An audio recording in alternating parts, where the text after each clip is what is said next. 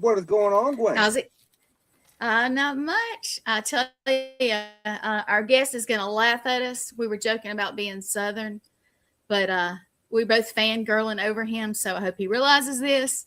And I looked him up today. He's fanboying, fangirl. That's right. But I looked him up today, and I know he's done so much, been so many places that I'm so jealous of, by the way. But it kept going and going. And I made the joke to Nate that if we read his bio in length, that it would take the whole show. So no, like legitimately it would. He's been doing this for quite some time. I think a little bit over 25 years. 12 different books. He's got more than that, I do believe, in 6 different languages. Like the dude is awesome. I've been a huge fan of his for a long time, and I'm looking forward to having a conversation with him tonight. I've been wanting to reach out to him for quite some time, and I finally one night was like, you know what? Okay, I'm gonna message him. And so I did, and well, here we are. So I'm super stoked to have him on the show tonight. Welcome to Wicked Wednesday, everybody. And this is the 3rd show of the night. You know, we had Christina Bloom this morning. Then we had Shane McLean. I don't know who his guest was tonight. I know it was a last minute. He had a nice guy from South Carolina, actually, a local type guy, come in talking about his team and things they do. And nice. It was nice. Last minute popped in, rescued us. It was wonderful. Nice. And I do believe it's solidified that next week you can catch me and Shane on the same show, because I'll be doing Shane McLean's podcast next week. So it's going to be a fun show. But tonight, guys, we have a person who is not only an author, he's a podcaster. He is also one of, in my opinion, one of the best paranormal researchers in the business when it comes to actually going into the history and relaying tales of hauntings as a storyteller. So please welcome to the show, Mr. Jeff Belanger. Hey. Jeff, how you doing tonight, brother? I'm sitting on a rainbow. So thanks for having me. Yeah, it is. It's always funny to me when someone's like, "Oh, I've wanted you for a while." I'm like, well, then you asked. Now we know. So this is a good moment for me to say I'm not psychic. We just proved it. I have this thing where I feel like my podcast is not popular enough yet for more famous people to come on. Right. And so I just don't ask. It's an intimidation thing, if that makes sense. Okay. Fair enough. I don't know.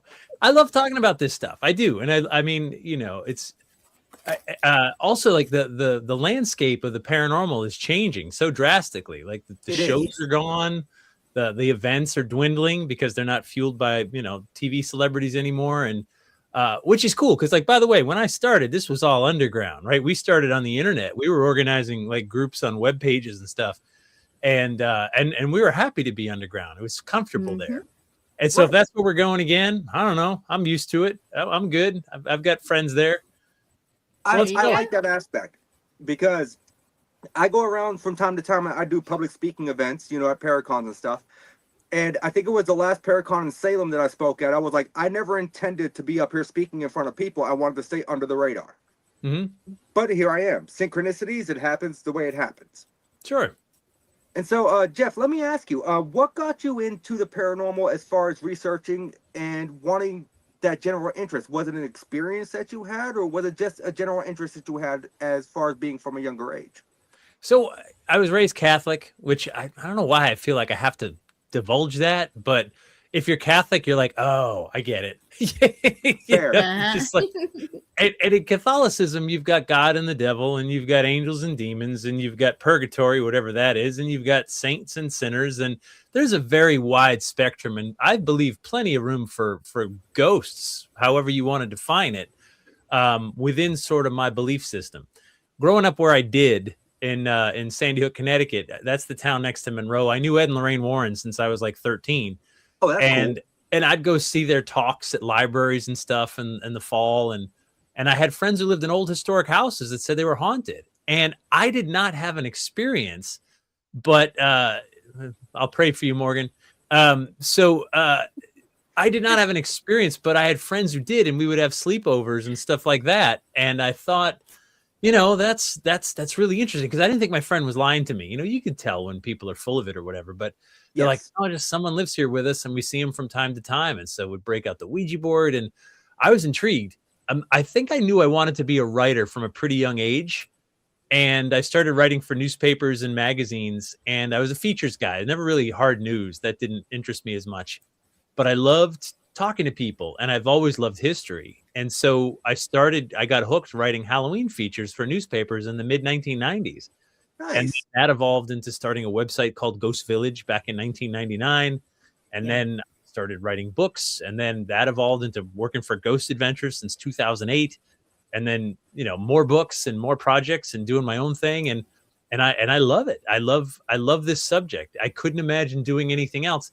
And let me further say that after 27 years of doing this, I'm not even qualified to work on anything else anymore. So I'm kind of stuck. We're committed now.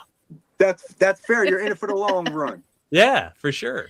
And I actually remember when Ghost Village first started. So do I. Were you alive? I was actually. I'm 40. Okay, all right, good, all right. But no, I remember when Ghost Village first started, and that's actually what kind of got me into looking into who you were. Okay. So if that kind of traces back to how long I have been a fan, that says something. Well, thank you. So really interesting thing happened. I don't know if this is too inside baseball, but whatever. So we, when Ghost Village started, message boards were all brand new. And we started message boards. And, the whole site started, I had some interviews I'd done with Ed and Lorraine Warren, some research I did on the town, Dudley Town. And I just put I wanted to learn HTML. So I was literally teaching myself how to do this. And then I put up some message boards. And eventually we had 50,000 members that were sharing stories, research, EVP, videos, photos, whatever, commenting on it. It was amazing. The discourse. Yeah, there were trolls and there were idiots and everything else because, that's the nature of the internet.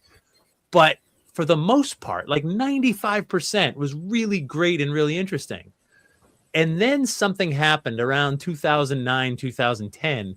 Social media exploded, right? And destroyed message boards across the internet, including Ghost Village. Ghost Village is still there. We just don't have the message boards anymore. And on the one hand, I get it. So if you're into ghosts, which we were, but maybe you're also into guitars and classic cars and cooking and barbecue or something, whatever. Facebook allowed you to be members of all those groups and have it all in one place. I get it. I can't compete with that. I wasn't going to be Ghost Village and barbecue, right? I do love me some good barbecue. Although I love now that I say that out loud, it doesn't sound like a bad idea. It doesn't at all. Let me write that down. Hold on. Add barbecue. For whatever that might work. Okay. So I get it. So social media destroyed message boards, and I understand, and I'm not crying in my soup or anything like that. But what happened was social media tricked us into thinking that we're in charge, we're controlling the content we see, and this is all for free, And by the way, don't take my word for it. If you have a Facebook account, go to your page, your main page, and look at the feed and tell me how much of that stuff are people you actually follow and how much is it sponsored stuff now? Because I know for me, when I just go to the main feed of all of it, I'm I follow 2 people out of 25 posts.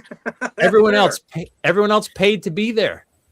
And I'm I don't even get the people I want to see anymore. The people I chose to follow, and I want to see what they have to say. I don't get it because I got to see ads for stuff.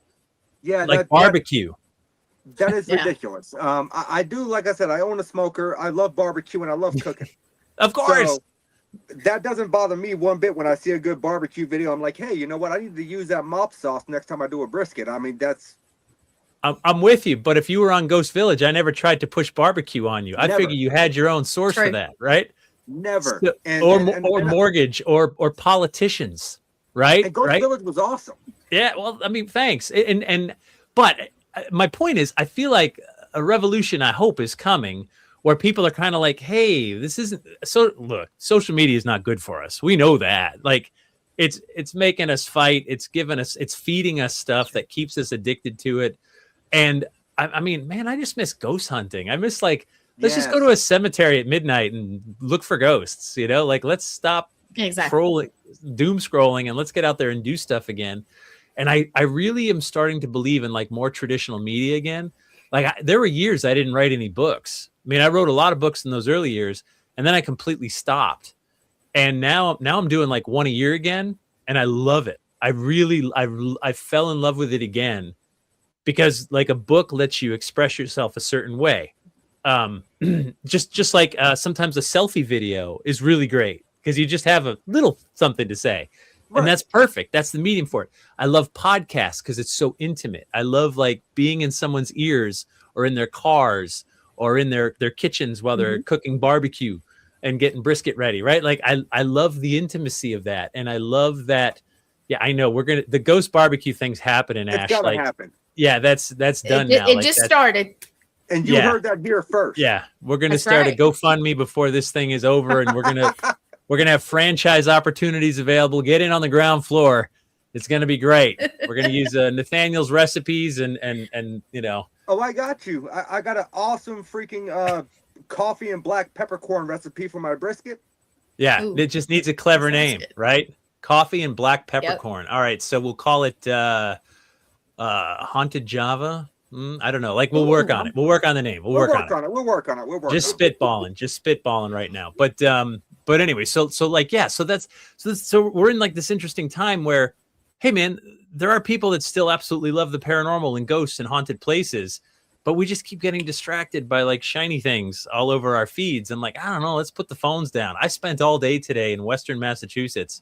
We're doing a film project for PBS, America 250, but America 250 with like a paranormal twist, which was why I was called in, right? Which is super fun. So I've always thought a ghost story can trick you into learning history, right? So if I tell you that building's haunted, the next words out of your mouth should be why, right? Yes. And then I can answer that. And the why is let's go back in history.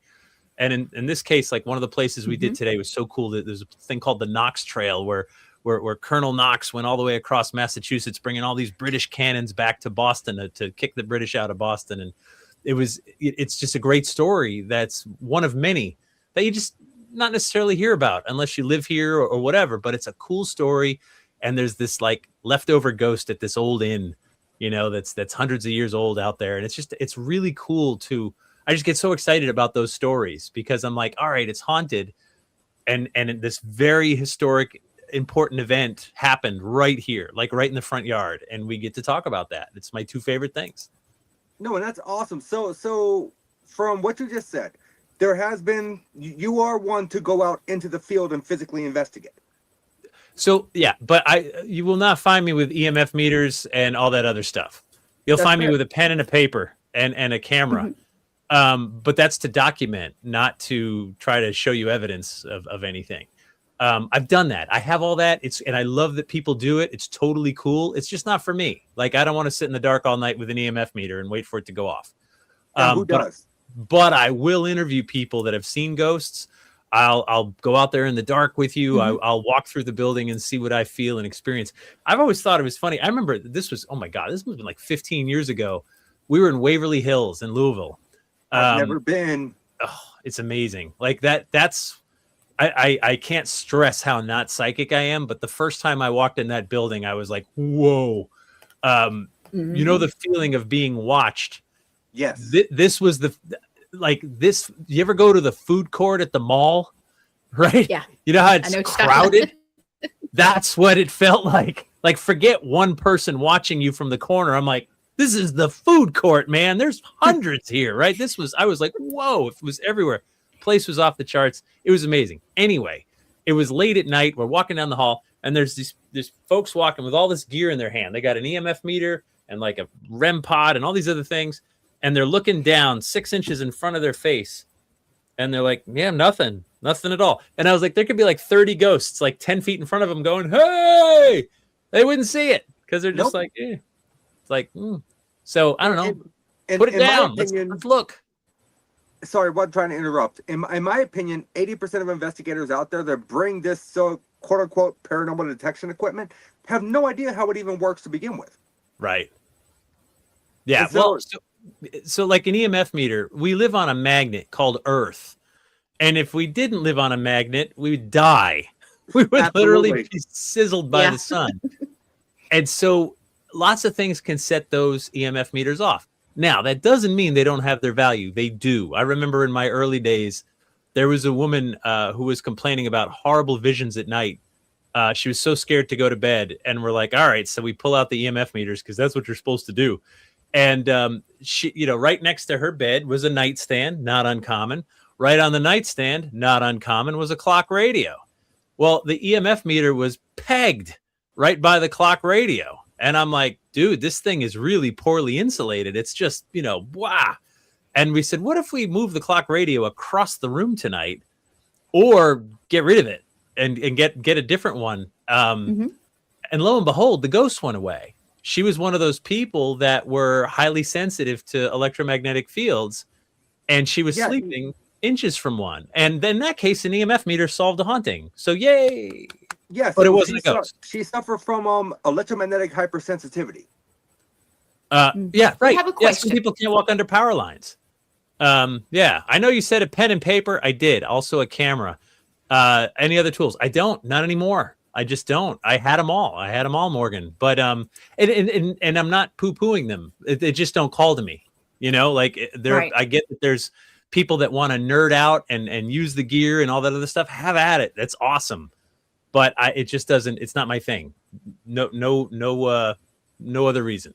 I tried that's it. fair. Everybody has their things. Exactly. I know, and I'm going to kind of jump topic here because I have 2 pages of questions, and I'm going out of order here now. All right, good. You brought up that you know, you've done research for Ghost Adventures since 2008 when the show started. Can I ask you, is there a differential as far as the research that goes into it when you do research for the show compared to when you're doing research when you're researching to write a book? Absolutely. It's night and day. In television, I've got a minute or a couple minutes. And by the way, 1 minute of spoken text is like, if you talk fast, maybe 100 words, maybe 90. And so 3 minutes would be 300 words. To give you an idea, right? That's like, if we're single spaced, that wouldn't fill one page, right? So the challenge when you're writing for television is, how can I hit the bullets? Because like, you know, like I got to get the high level bullets. We can't get into like who the architect was, you know, all this other stuff. So we just got to hit the most relevant points. And my sincere hope is that if that particular location interests you, that it'll send you further to go research it, like deeper down the rabbit hole. Yeah, then we can offer you. And I get not every location it's like a song, right? You might love a song and I might not like that song, and someone else is just mediocre on it. Some places call to us and we want to know everything about it. And my hope is that you dig deeper. In a book, you got the space. You know, you got the space to go. You only use cat balls. That's disgusting. Oh, you meant the glow. Oh, okay. Sorry. I'm like, I mean, spay and neuter. Sure. It's a good idea. We got to like keep our pets under control, but you meant the ones that light up and not actual testicles. Yeah. Oh my God. Thank God. Cause I'm like, I've never even heard of that. Like, what do you just like what? push them around like trigger objects? You're like, meow. I don't know if I could trust my girlfriend anymore if she's bringing legitimate cat testicles. Yeah. These are like, there's Rocky Mountain oysters. I've had those. This would be like paranormal. I don't know. Yeah. I don't even want to get into that. Yeah. Look, we got to work on our names. Barbecue menu. Yeah, the barbecue and maybe cat balls could be on the barbecue menu. No, I just said we're not adding that, Jeff. Why? Oh my God. I love you. I love you too, Ash. Everybody's laughing. I love you, Morgan. I don't even know who you love. Morgan loves Morgan? I can't tell. Oh, Lord. Oh, Kids Lord. today. But yeah, no, I knew there would be a differential compared to the time frame that it takes to write up a script for television, per se, as far as the history goes. And you obviously have more time to write a book because you're writing it at your leisure. I assume there is a deadline when you say, hey, I'm going to write a book. You're adorable with your leisure. Like those like those things just get done in the spare time. Oh, you're so cute. No, man, look, hey, look, for me, like if I'm working on a book, you got to work on it every day, because otherwise, for me anyway, Yeah.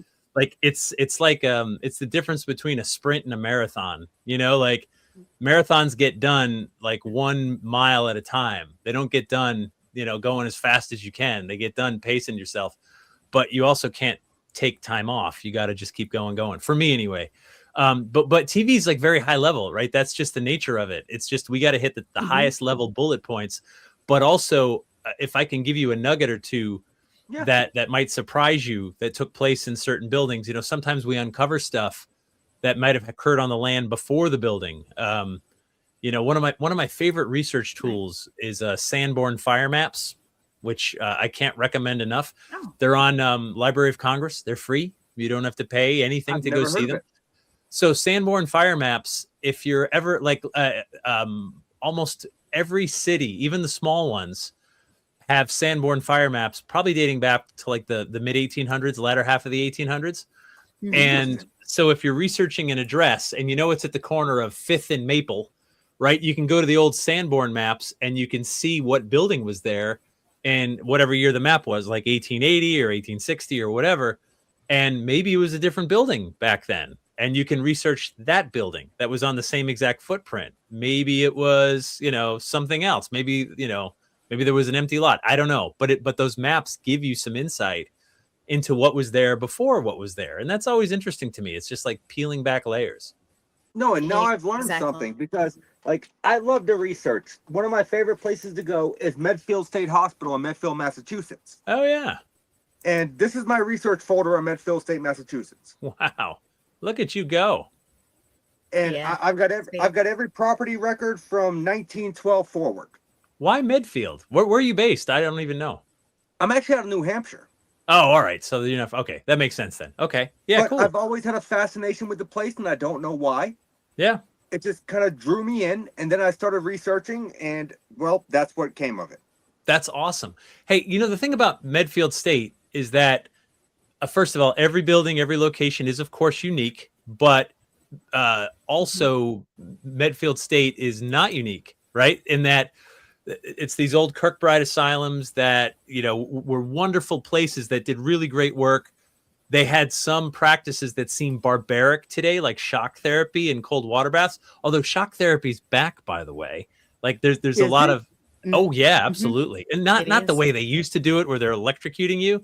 But I mean, it is an effective tool to treat like extreme disorders like depression or whatever. Anyway, here nor there. And then they got overcrowded. They got underfunded. The conditions became deplorable, dangerous, awful. And then they were shut down. And to me, like there's a whole American story there that that's what I said, gals. Shock is still around. My question is how does one get in on this said shock therapy? Because I'm curious.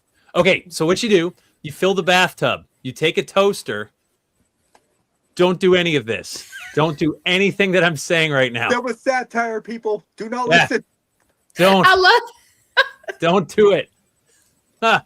Oh God! One of my favorite comics is Gary Goldman, and if you follow Gary's work, and he's a great storyteller, great comic, from Massachusetts as well, from Peabody, if you care. But he was treated with shock therapy. He was treated with they would put him under, they would sedate him, and then shock his brain, and it was enough to reset him. He claims it helps fix his depression. So it is an effective tool. Yeah, that is crazy. Sure. I didn't know that was still a thing to this day. Yeah. So I surely hope there's no places out there still doing fucking lobotomies. You could use a microwave too. Gals, ghosts and ladies. Ghosts and ladies. That's better than ladies and ghosts. That'd be lag. Good call on the name. See, I suck at names. This is where our barbecue is never going to be successful. Look, I will make it successful. I promise you. All right. I mean, it can't just taste good. It's got to sound good. It does. Fair. Catchy. So, have a catchy name. I got it. Cat balls. No shit. God damn it. Yeah. So That's no good either. Oh, toaster bath. No, that won't work either. I mean, you know what? I am a weird dude. I would actually name a restaurant Toaster Bath. Gals I'm is not out of sure. Quincy.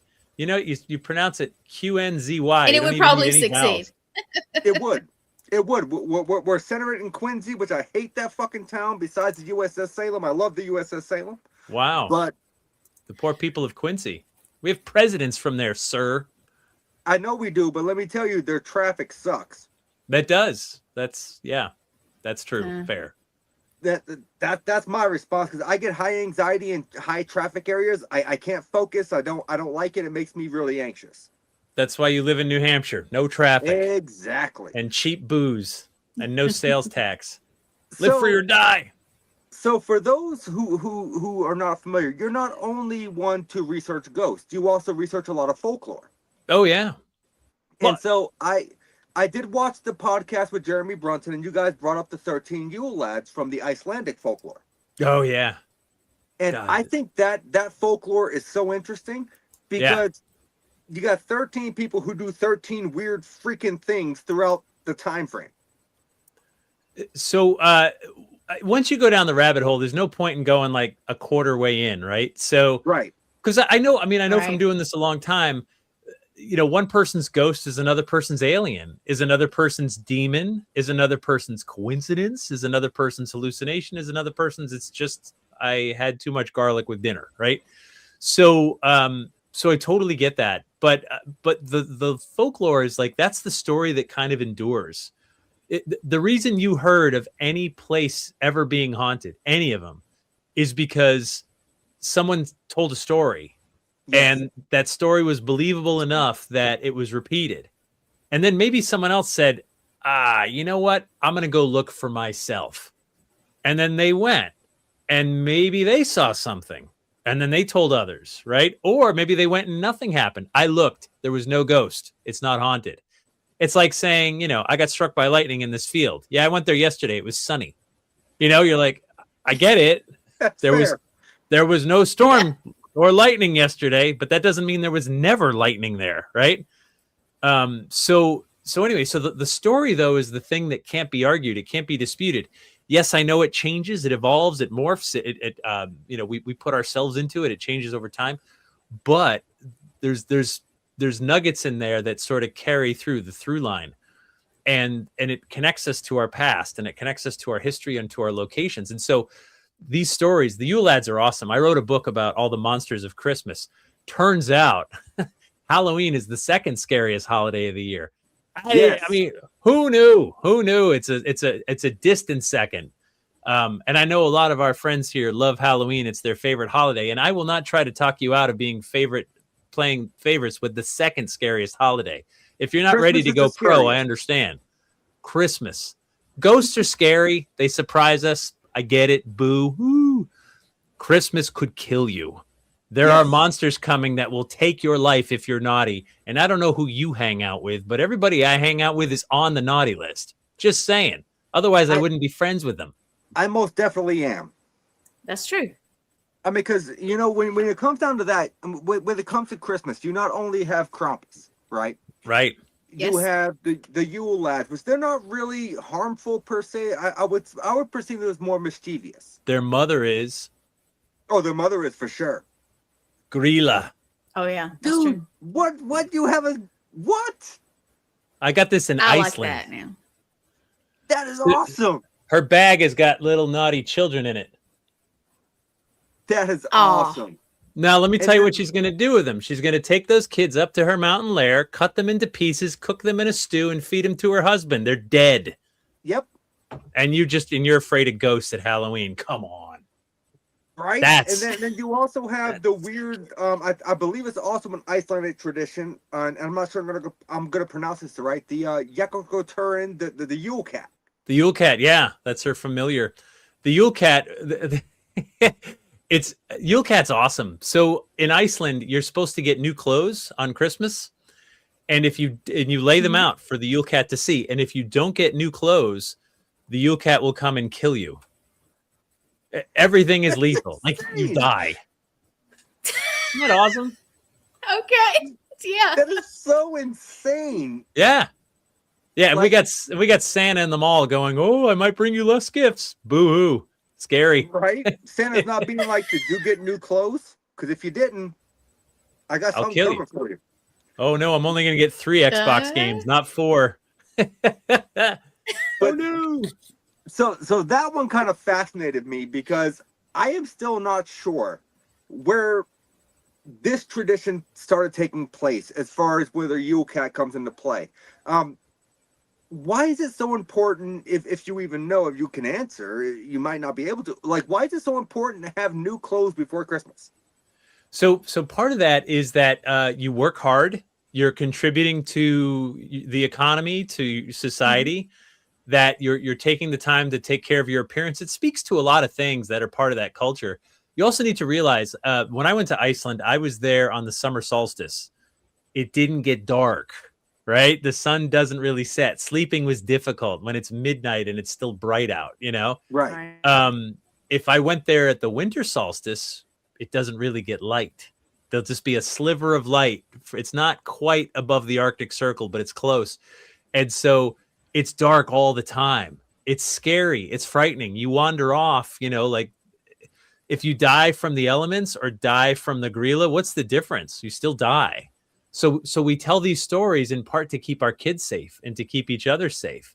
This is the time of year when the monsters come down from the mountains and take back what was theirs. They collect their rent. This is the time we stay inside and we stay protected. We have to work hard. We have to make new clothes or buy new clothes, and we have to give them to each other in order to, you know, keep everything rolling along. It's what we do. It's a tradition. And the thing about tradition is that, you know, if you do it enough, it becomes more than just a habit. It becomes sort of sacred. And if you break a sacred contract, there has to be a consequence. And that's right. I mean, you know, Mom made spaghetti and meatballs every Christmas my whole life. That's what we ate because it was an easy, delicious meal on a day where you don't feel like cooking all day. In my family, Christmas Eve was always the big fuss dinner. Christmas Day was spaghetti and meatballs. Can you imagine if my mom skipped that one year? Oh, it would probably send a culture shock. Like, why did you not do the spaghetti and meatballs? None of us would survive that. None of us. You, everybody. None of us. And all about control. I do love some good spaghetti and meatballs. As long as the meatballs are done right, I'm here for it. Absolutely. Oh yeah. So, but these stories also, the legends allow us to sort of work out issues that we're still working on. The reason Medfield Hospital is haunted is because we have not solved the problem, right? There are people who need help in our society who are not being treated. And they're part of our homeless population. They're part of our prison population. We used to have facilities to take care of those folks, and we don't have what we used to have anymore. True. That should haunt us. Like these are the least of our people. These are the people that need the most help, and some of them aren't getting it because we just decided to shut down all these institutions in the 1980s. They weren't cured. Some folks need an institution. So that should haunt us. And we talk about it. And then when you talk about Medfield being haunted, again, why? Well, let me tell you what happened here. Let me tell you the story and why it shut down. And the most frightening, horrible part about the Medfield story is that it is not unique. Every other institution also was shut down. Every other institution got overcrowded. Every other one also got underfunded. And horrible things happened because people were pushed past the breaking point. And trying to care for these folks. And that's the tragedy. We have not reconciled that. Lizzie Borden's house is haunted because 2 people were murdered and no one was ever punished. That will haunt us as long as we remember it. And those stories, I think they're important because we know people still get away with murder. People still get away with crime. There's still injustice. There's still horrible things and scary things out in the world. Folklore, you know, when you tell monster stories, we tell them to our kids. We tell them, and we tell them well, because as adults, we know monsters are real. And I'll tell you the most frightening thing in the world about monsters. They don't have horns and they don't breathe fire. They look like us. That's the scariest part. You know, when we read the story Jack and the Beanstalk to kids, There's a great book by Bruno Bettelheim called Power of Enchantment. And this was like the 1970s. And he was talking about how hardcore, the old fairy tales used to be, like before Disney got their hands on them. The original Cinderella story, right? The stepsisters, one of the stepsisters cut her toes off to try to squeeze into that glass slipper and filled it with blood. The other one cut her heel off for the same reason and filled it with more blood. Disney's version somehow missed that. But like, so for example, the story Jack and the Beanstalk, we tell that story to our kids because we know who the giant is, right? The giant is us. And we know Jack, in this case, our children, have no chance of beating us at strength. We're stronger. We're bigger. They're no match. But we do want them to outsmart us because if they're ever abducted, if they're ever in danger by some adult, the giant, we know you're not going to beat them up, but maybe you can trick them and maybe you can get away if you're clever enough. The story serves a purpose, right? In that case, a fairy tale. Monster stories serve a purpose. And the other thing that like blows my mind, in some cases, the same monster turns up in cultures all over the world with different names and stuff, right? But similar descriptions with cultures that we're told had no contact with each other, which either means they all made up the same story or there's actually something there. There's something there. Yeah. I see your Mothman shirt, right? Like there's the Pomola of Mount Katahdin in Maine. It's a Thunderbird, right? Yes. There's the Thunderbirds of the American Southwest. It's Mothman. It's the same description, a birdman that flaps its wings so loud it thunders. Was Mothman a harbinger because the bridge collapsed, or just two things completely unrelated? Doesn't matter, right? We make connections because we're trying to make sense of the chaos. And that's another reason we tell and share these stories. Doesn't mean they're false. It means we're trying to work something out collectively. Right. I agree with that 100%. Because, when you look at the historical depictions, right? Mothman, might he have the big red glowing eyes and look like a moth and he's cute and you just kind of want to cuddle him? I mean, because I would. But sure. The Thunderbird, when you now mention it, actually does kind of make sense as far as a description that would be tantamount. Yeah. And I would have never looked at it from that aspect. So speaking about cryptids, though, if there was a cryptid that could exist, what do you think that cryptid would be? Sea serpent. So Lake Champlain, and I mean fresh or salt water, because in my podcast, New England Legends, we've been doing, stories. We go around all 6 New England states. Every 6th state is New Hampshire, whatever. And so we have done serpent stories, giant serpent stories from almost every state. And so many of them, Cassie the sea serpent, the Gloucester sea serpent, Champ from Lake Champlain, who's literally filmed, like something weird was filmed 4 days ago.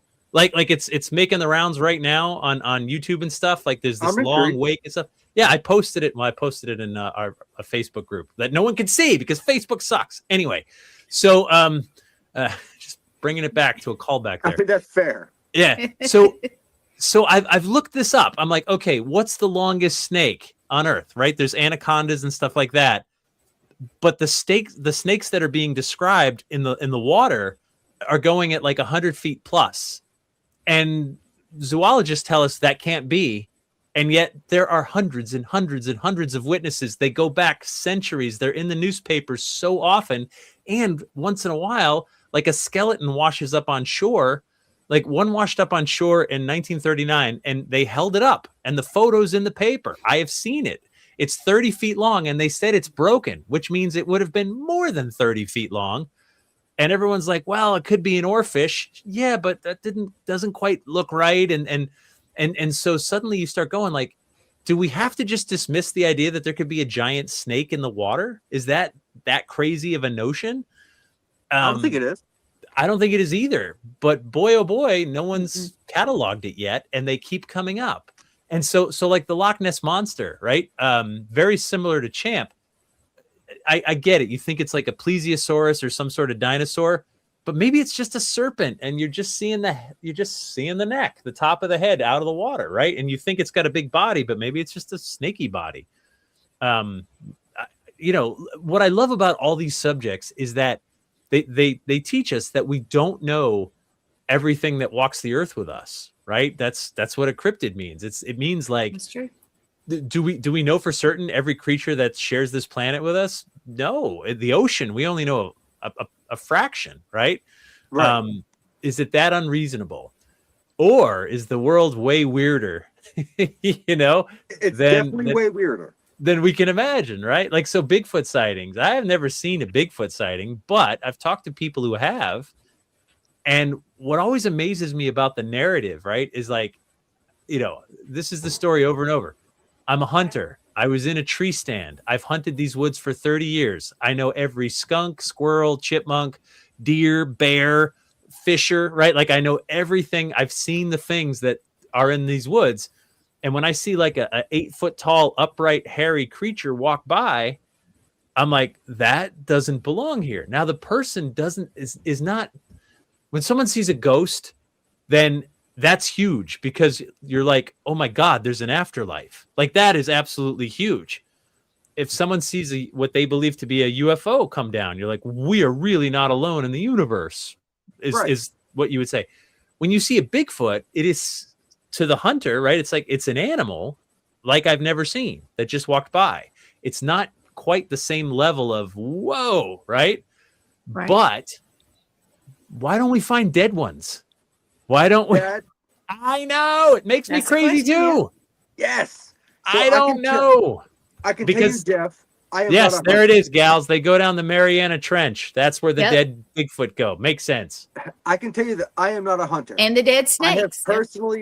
I have personally had what I would think would be a Bigfoot experience twice. That's 2 more than me. But I am not a hunter, so I can't say it could have been a bear. It could have been anything. Sure. But I can tell you, I think I've had those experiences twice. But why don't we find bodies? That's the question that has always kind of bothered me. Because are they like humans and they bury their dead? Or do they cannibalize them? I mean, there's an open-ended question there that we may not be able to answer. I got it. Bigfoot barbecue. We cook them. Yes. There it is. There it is. There it is. We got it. That's the name. That's the name. Yes. No, they might bury their dead. And by the way, this is where it gets much, much weirder. What if there really are aliens? And if they die, they get aboard a ship and they're gone. There's nothing to find. What if they're interdimensional and like the world is just way weirder? One of the things I've been kicking around a theory for years, like one universal through line that could explain all things paranormal, from cryptids to ghosts to aliens, UFOs, and everything in between, is time, right? That maybe every one of these things makes perfect sense somewhere in our timeline. An alien might be what we're destined to look like 1 million years in the future, right? A Bigfoot might have been a creature that did walk the earth 1 million years ago. These lake monsters and sea monsters might have been totally normal 500,000 years ago, but not so much today. And a ghost is obvious. Well, that's a person who made sense 100 years ago, but not today. I don't know. I don't have the answers. I think the theories are amazing. And maybe this whole notion of time being linear is just a construct. And maybe we're sort of getting this like temporal shift where we see and experience things that flit in and out. So you don't find a dead Bigfoot because Bigfoot was here in our world for a second or two and then went back to his time and died there where you're not going to find him. I don't know. True. So I see we have about it's 15 fun to think about, left. though. That's an excellent point. And I'm going to switch gears here because this is something I really wanted to touch on.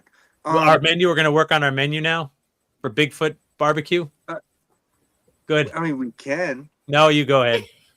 But I mean, I'm here for it. But and I think it was 2017. You made a trek and you climbed Mount Kilimanjaro. I did. So can I ask you, what made you want to do that? Because it's there. Isn't that the answer you're supposed to give? That's fair. Yeah. So I've always been a hiker. I love New Hampshire. I've done a lot of the 4,000 footers, and I love just unplugging and getting out into nature. And Mount Kilimanjaro is the tallest freestanding mountain in Africa, and it's hikeable. You don't need to like climb it with ropes and stuff like that. It's 19,341 feet tall, and it's the tallest peak on the continent, one of the 7 summits of the world, right? Correct. And there's so many things that sort of came together for that. But when I was in college, my last name is Belanger, but the proper French pronunciation is Belanger. Now, we haven't been Belangers in like 4 generations, right? My family's been here a long time. So long that it pronounced became your name like that for years. Belanger. What? Oh, you're Yes. too close to Canada. That's why. Fair. Yeah. So in Canada, it's a super common name, and it's Belanger. When I go to Canada or France, I pronounce my name Belanger. So I took French in high school, whatever. I should be no more fluent than any other kid. And I went to college, and my French teacher, who was evil, failed me because she's like, "Why aren't you fluent?" I'm like, "Because I was born here, and my dad was born here, and my dad's dad was born here. Like, why are you holding me to a different standard than like Timmy Jones over there?" And then I took Spanish because I had a language requirement, and I barely passed. It was so close to French. I was getting confused. And then I'm like, I need 2 semesters of a language that's not like French or Spanish. And someone's like, take Swahili. The professor's amazing. And I was like, where do they even speak that? And they're like, Eastern Africa. And I was like, all right, that sounds weird. Let's do it. And my mom's like, when are you ever going to use Swahili? And I'm like, whatever. The professor was amazing. I took Swahili 1 and 2. I took linguistics courses with this guy. It's one of the handful of really great teachers you get in your life. That's great. That was this guy, and I couldn't get enough. And then years later, my brother-in-law, Chris, sort of shocked us out of nowhere. He was diagnosed with cancer. He was like 42 at the time, and he had some stomach problems, and the doctor called him and said, "It's stage 4. You're terminal." And we were like, "What? Like, are you kidding?" And they said you have like roughly 18 months to 24 months to live. And during that time, he and I got a lot closer. And my sister sort of checked out of the whole thing, but he and I talked a lot about death and dying. And I had some of the most profound conversations of my life with him, just talking about this thing, by the way, that we're all going through. We're all dying. He was just on a faster car than the rest of us. And after he passed away, it was a couple months later, and I was doing a charity event at this like haunted building, and a woman from the Leukemia and Lymphoma Society said, "Jeff, we got another fundraiser coming up," and I'd done stuff for them in the past. And I was like, "I'm so busy, Amy. I'll help if I can, of course." And she's like, "We're going to climb Mount Kilimanjaro to raise money for cancer." And I was like, what? And Why wouldn't you do it? like that had been on my bucket list. I just lost Chris to cancer. He and I got so close. I could do this in his memory, in his honor. I could raise money, and I could call my mother and say, "Guess who's going to go use his Swahili now?" There you go. And so we trained a book on this, correct? Called The Call of Kilimanjaro. Yeah, I had to climb the mountain first, Nathaniel. You can't write the book first. Yeah, it's awkward. You know what I mean? Because like, what if you don't make it? I dumped you. I apologize. No, it's totally fine. So we trained, like a group of 5 of us were thrown together from New England. Nobody knew each other. We were all thrown together, and we trained for this thing, and then went over, and it was just so profound. It took 6 days to get to the top, 2 days to get back down, and it was like one of the most spiritual, physical, like every which way experiences of my life. And then I felt like I came home sort of changed from it. Not like night and day, but changed in a better way. And then writing the book about it was harder than climbing the mountain, because I've written books before, but like writing a memoir about yourself, I can be super objective with someone else's story. Like if you tell me your story, I can be like, okay, this is important, that isn't. I can edit. With yourself, where you lived every moment of it, it's very hard to be objective. And so that was a challenge. And it just was such a moving thing throughout. And then I figured, I don't know, maybe it'll resonate with someone else. And so sometimes you, for me anyway, like writing a book is an exorcism, and I mean it. Like an idea will just nag at me and nag at me. And the only way I can get rid of it is to like just put it on paper and just be like, okay, now leave me alone, right? Get it out there. And that whole experience from Makes sense though. Yeah, from like training to doing it to writing the book to talking about it was just so amazing. And I still miss my brother-in-law. I still miss Chris. But at the same time, like, I don't know, he's still with me. And I believe that. I truly do. And and I think that mountain climbing it can also just be very metaphorical, like everybody's got a mountain to climb, whether you're like trying to quit smoking or eat better or start a barbecue restaurant and be successful at that, right?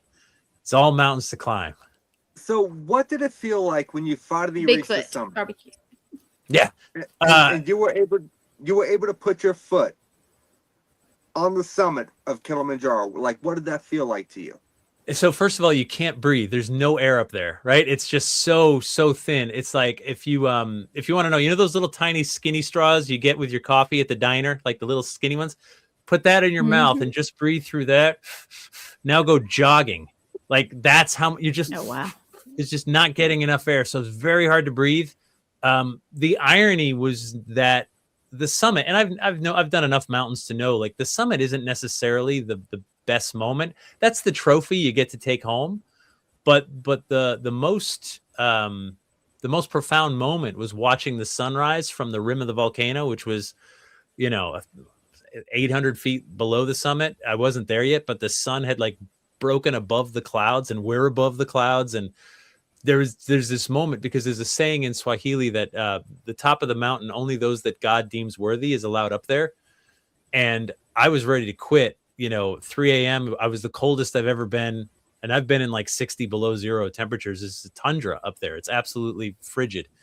And and I can't breathe. And I don't know if I can make it. And then when the sun rose, and I literally felt Chris's presence next to me, and he'd be the last person on a mountain, which is funny. So like, so I felt him next to me. And then I felt like at that moment, I was crying. I was just like, I'm going to make it. This is done deal. It's an hour away. It's another 800 feet. It's another half mile, but done. This is going to happen. And it was this like renewed sense of hope. That was just this profound moment in a sunrise, something that's happened every single day for billions and billions of years, changed everything.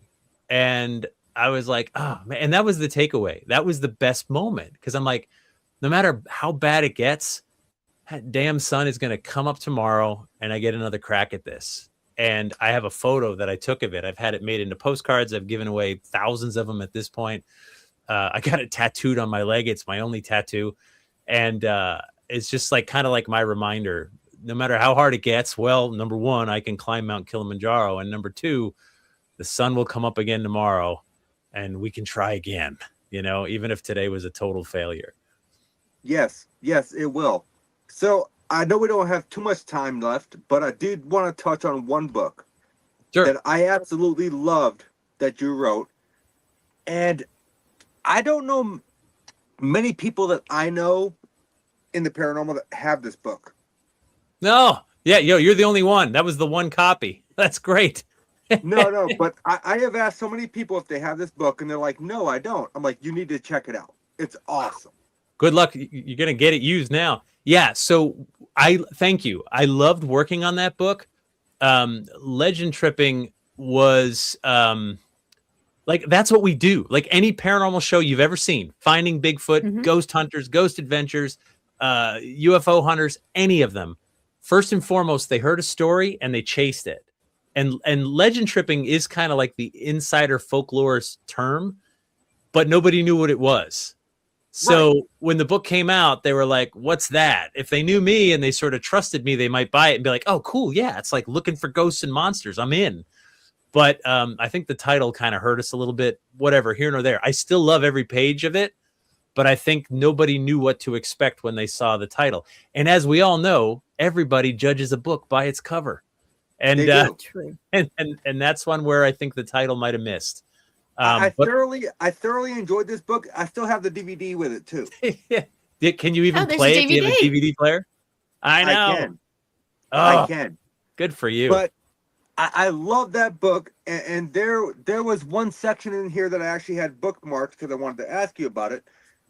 Defying Gravity and Ghostly Proof, the Legends of Gravity Hill. Yes.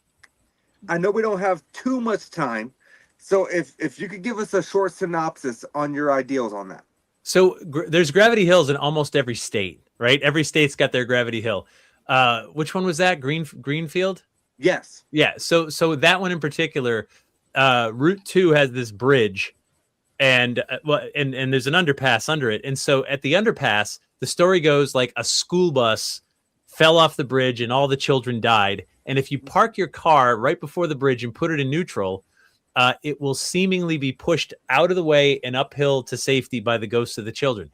If you want to test it further, you could put talcum powder all over the trunk of your car, and then get in your car, put it in neutral. It will roll and it will go up the hill, and then you'll get out and you'll see all these fingerprints all over the back of your car. I've done it. It happens. It's true. But, right? A school bus going off and all the kids dying would have made the news, and there's no record of that. That's okay. Your car absolutely does start to roll. It does pick up speed, and it does go uphill just on the other side of the underpass. But it's sort of an optical illusion. There's a little bit of a dip in the road, just enough to get your car going. The fingerprints, totally true. Only problem is they're mine, right? And every time you close your trunk, you put your oils on it. And when you can go put talcum powder on your car right now, unless you just washed it. And you'll see fingerprints will start to form in just a few moments. They're yours. So, but all these things sort of line up, and you test it. You test the legend, and you're like, oh my God, it's true. As best I can tell, that story originated in Texas, outside of Austin. And I've been to that train track as well, where I think a school bus was actually hit. But it's the same sort of thing. Seemingly against gravity, this thing gets pushed, and you combine it with a legend, you combine it with a ghost, and you combine it with evidence, and you test it, and it works, and the story just sort of endures. Even if I can explain it away, it won't matter. Someone will go there and go, I saw the fingerprints. My car actually rolled. Right. It's all real. Yep. And yeah, it is real to an extent. Yeah, so the reason I wanted to touch on that chapter specifically was because that chapter made me think more logically when it comes to my, I guess you could say, the way that I approach the paranormal. And I go in and I debunk things. And that chapter is what started it, because you taught me something that I didn't know, as far as the oils being left by your fingers. And it could pick, like, that started my whole debunking aspect. Well, glad I could help. Yeah, look, hey, if we can explain it away, we should explain it away. And Right. I remember David Shermer, Skeptic Society, right? He said, look, 99% of this stuff can be explained. And I remember talking to him after. I'm like, I agree with you. It's the 1% that interests me, you know? Yes. Like, I'm with you, man. 99% can be explained. But that 1%, boy, that's where I choose to make my living.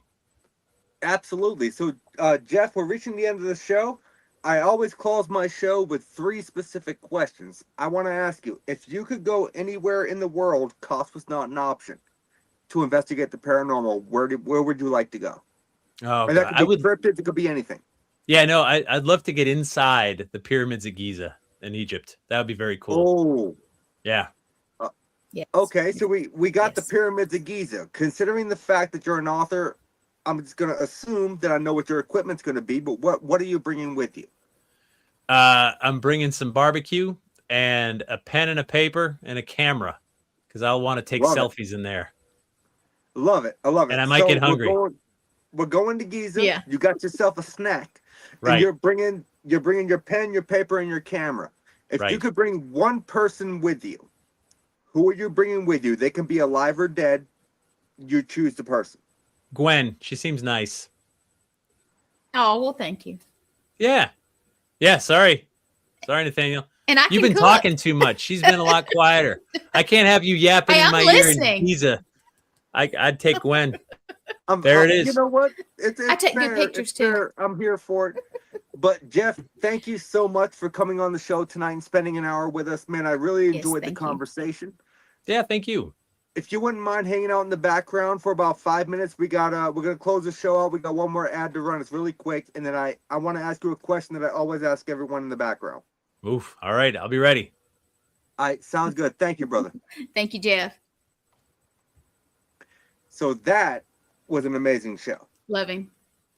Yes. He is so funny, and I'm not gonna lie, I'm kind of offended that he chose you over me, but no, I'm not really offended. I mean, I get it because I do talk a lot. But Well, I do too, but I love hearing stories. I love all that. And I've never got to talk to him in person or on here before. So I'm soaking it in. yeah, very yes, much. Morgan, I'll figure out something to put cat balls on the barbecue menu. We'll figure that out. But no, that was a great conversation. Like, the dude knows how to tell a story, Yes. and he is amazing. I am so happy that I was able to get him on the show tonight. Thank you, everybody, for watching. Do not miss out, though, because Wicked Wednesday is not over. Not yet. Following my show, you have Jeremy Cotter, who is welcoming on Jason Voorhees himself, James Stokes. So that is going to be an amazing show to end out the Wicked Wednesday block. Please be sure to tune into my show next week, where we have rescheduled Resnick, Bobby Resnick Culkins, to give him a proper show, since last time he was supposed to be on here, the weather kind of said, yeah, go fuck yourself. Yeah, it did. It did. But next week we have Bobby Resnick Culkins on, and it's going to be an amazing show. I thank everybody for watching tonight, and this is another Wicked Wednesday with the Paranormal Unveiled podcast, and I will see you all next week. Same spooky time, same spooky network. See you then, and have a great night. Night.